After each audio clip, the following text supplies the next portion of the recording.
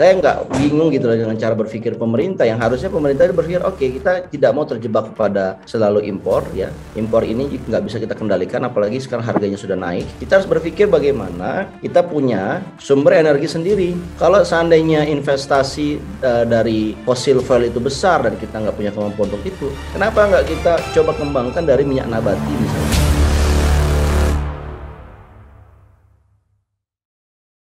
Ya, Assalamualaikum warahmatullahi wabarakatuh. Pemirsa sekalian, berjumpa kembali dengan saya Eko di acara Jangan Salah Arah di ANH Channel ya.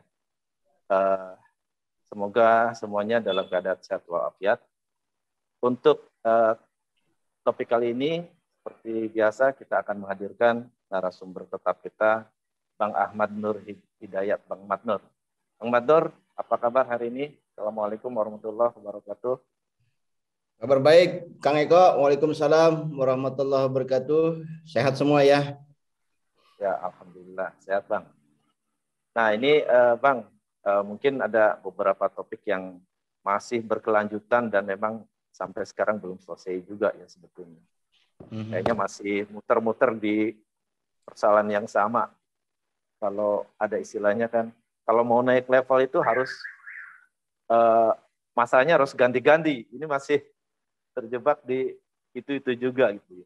Ini yang pertama adalah mengenai Pertamina di persimpangan jalan.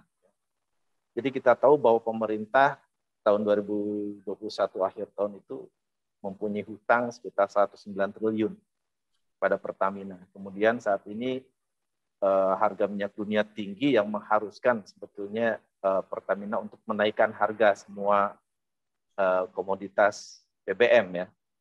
Tapi yang Pertalite dipertahankan untuk tidak dinaikkan karena ini akan mengakibatkan chaos ya di masyarakat. Hanya saja implikasinya adalah kerugian karena pemerintah harus menanggung ini. Dan hari ini ada berita menyampaikan bahwa menurut Sri Mulyani ini penahanan harga Pertalite ini dimungkinkan akan di akhir tahun kerugian yang akan ditanggung itu sekitar 190 triliun. Jadi terlihat ini ada kegamangan bahwa kalau misalkan harga terus dipertahankan maka akan terjadi kerugian. Kalau dinaikkan pun masyarakat akan chaos. Sementara hutang itu kemungkinan akan bertambah dari yang dulu yang tidak ada kabar diselesaikan yang 109 triliun itu, dan kemudian di akhir tahun 2022 ini akan kemungkinan bertambah lagi 190 triliun. Nah, gimana menurut Bang Matnur nih melihat persoalan ini? Bagaimana nasib Pertamina ke depan? Silakan Bang. Ya, satu saya ingin katakan bahwa Pertamina ini sedang di persimpangan jalan ya. Satu sisi Pertamina ini mengalami tekor ya. Karena apa? Karena harga impor crude oil itu sudah di atas dari asumsi, sekarang sudah 102, 103 dolar. Asumsi awalnya kan hanya 63 US dollar per barel ya. Jadi dalam di persimpangan jalan ini ya Pertamina harus menombok kerugian yang luar biasa besar ya. Catatan saya 190 hutang 2021 belum dibayar, ditambah lagi kemungkinan yang terjadi 2022 itu harus mensubsidi, bukan subsidi tapi harus menanggung kerugian 190 triliun, berarti kan total 299, 300 triliun lah. Duit 300 triliun itu hal yang sangat besar sekali ya. Saya kira Pertamina perlu melakukan satu strategi lain di luar dari mengharapkan penerimaan dari negara. Ya, saya ingat itu kita ini punya komisaris Pertamina yang katanya orang hebat, orang bersih yang namanya Ahok ya. Dan saya kira masyarakat menunggu Ahok ini apa yang dilakukan untuk membantu Pertamina ini sehat ya. Kalau cuman sekedar harga impornya naik, kemudian Pertamina harus menanggung kerugian ya, itu sih komisarisnya nggak bekerja berarti. Ya. Direksinya nggak bekerja, berarti seluruh jajaran Pertamina yang mereka punya gaji yang besar dan tantium yang besar nggak bekerja itu.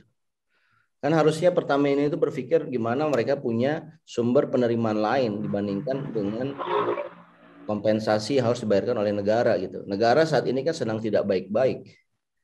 Ya, satu saya kira ini kita mengkritik ya bagaimana peranan Pertamina, komisaris ya, direksi dalam membangun satu neraca keuangan yang sehat.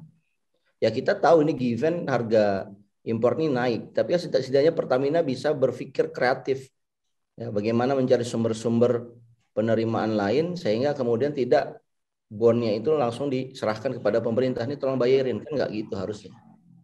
Ya saya kira ini satu kondisi di mana ke depan kita akan melihat Pertamina dalam krisis. Ya, ini disebabkan karena tidak kreatifnya manajemen Pertamina. Di samping faktor yang given secara global terjadi kenaikan harga-harga minyak ya, tetapi ya kreativitas ini yang kita butuhkan gitu loh. Buat apa para direksi, komisaris, Ahok ini digaji besar ya, katanya ingin menyelamatkan Pertamina untuk menjaga uang Pertamina ya, tapi kenyataannya ketika Pertamina defisit demikian besar, dia nggak bisa berbuat apa-apa gitu loh. Jadi saya kira Ahok ini bukan tipikal seorang bisnismen yang baik. Pengusaha itu kan berpikirnya dari masalah dan masalah ini diatasi. Kalau pihak Pertamina punya masalah kemudian negara yang mengatasi, ya itu namanya mereka nggak kerja gitu kan. Begitu bro.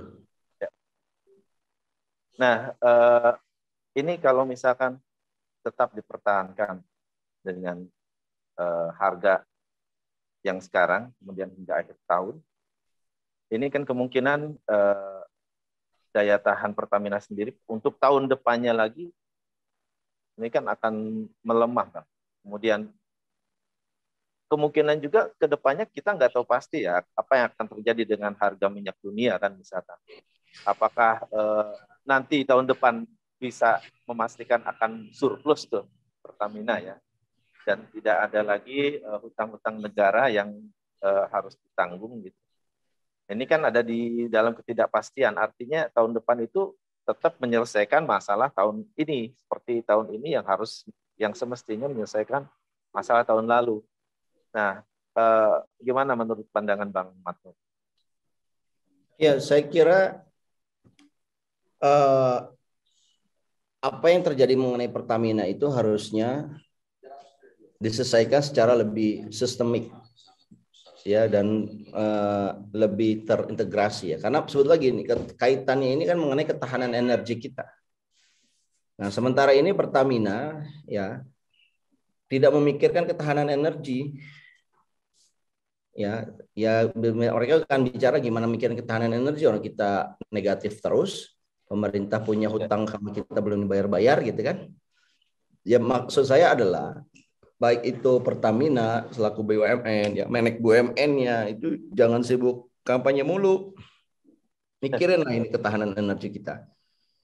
Kemudian juga bersama dengan Menteri ESDM ini bagaimana caranya agar Indonesia ini punya ketahanan energi yang baik. Bangun dong kilang-kilang baru misalkan. Bagaimana caranya kita menghilangkan ketergantungan dari impor ya. Carilah sumber-sumber alternatif seperti sebetulnya kan sudah bisa tuh dari minyak nabati, minyak sawit itu bisa dikonversi menjadi aftur. Ini sudah berhasil dikonversi menjadi diesel ya, menjadi solar gitu ya. Harusnya bagaimana dikonversi juga menjadi gasolin ya, menjadi bensin. Nah kayak begini nih kita nggak dengar narasi dari pemerintah. Saya nggak bingung gitu loh dengan cara berpikir pemerintah, yang harusnya pemerintah itu berpikir oke, kita tidak mau terjebak kepada selalu impor ya. Impor ini nggak bisa kita kendalikan, apalagi sekarang harganya sudah naik. Kita harus berpikir bagaimana kita punya sumber energi sendiri. Kalau seandainya investasi dari fosil fuel itu besar dan kita nggak punya kemampuan untuk itu, kenapa nggak kita coba kembangkan dari minyak nabati misalkan, dari minyak sawit. Saya kira kalau pemerintah mau duduk bersama dan menentukan strategi seperti itu, ini bisa kelar ini 2-3 tahun masalah energi. Tiba-tiba kita punya kemandirian energi yang luar biasa. Toh ini kan kalau kita bisa bicara dari energi nabati ya, ini kan energi yang nggak akan habis. Karena apa? Selama kita menanam pohonnya dan pohon ini berbuah, ya buah sawitnya, Ini kan luar biasa ya, satu anugerah yang Allah berikan kepada kita. Nah ini harus dimanfaatkan.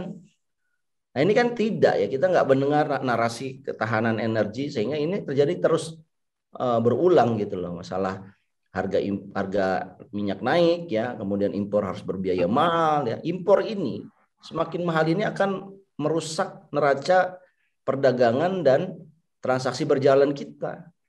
Sehingga pada akhirnya ini bisa mengganggu nilai tukar. Jadi ini dampaknya kemana-mana loh dari impor energi ini. Makanya kita harus lakukan bagaimana caranya. Udahlah, impor energi ini tidak baik buat kepentingan nasional. Oleh karena itu, mari kita berpikir mulai mengembangkan seluruhnya dari dalam negeri ya. Gas kan ada gasifikasi batu bara. Itulah yang diinvestasikan di situ. Ya, bensin, solar, pertalite, ya Pertamax. Kalau kemudian kita bisa mengolah dari minyak nabati sawit, kenapa nggak kita lakukan? Ayo dong, kita coba hari ini ya, kita perbaiki persoalan ketahanan energi ini dengan baik sehingga nggak ada tuh masalah Pertamina mengalami krisis neraca pembayarannya gitu. Ya, Pertamina itu bersama dengan komisaris yang hebat itu yang harus berpikir ke sana dong. Mulailah dia membangun kreativitas di situ. Jangan bicaranya hanya impor saja, itu mah nggak perlu sekolahan tinggi ya. Itu mah anak SD aja bisa jadi komisaris kalau begitu. Ya, ini menarik ya. Artinya sebetulnya kan sumber kita melimpah ruah gitu. Harusnya kita olah dan untuk kepentingan di dalam sendiri gitu kan. Jadi itu akan lebih kuat, lebih tahan, tidak terombang-ambing oleh kenaikan atau penurunan harga minyak dunia ya Bang ya. Seperti itu ya Bang ya. Kalau seandainya semua bisa dihadirkan dari dalam negeri, apalagi dengan alternatif energi tadi yang bisa yang tidak ada habisnya karena bisa diproduksi gitu ya, terus menerus. Nah, artinya kalau misalnya polanya masih seperti ini, berarti persimpangan jalan yang dimaksud itu antara terus survive atau bangkrut gitu ya Bang ya. Mungkin itu ya lebih tepatnya. Gimana menurut Bang Madnun? Lagi yang terakhir.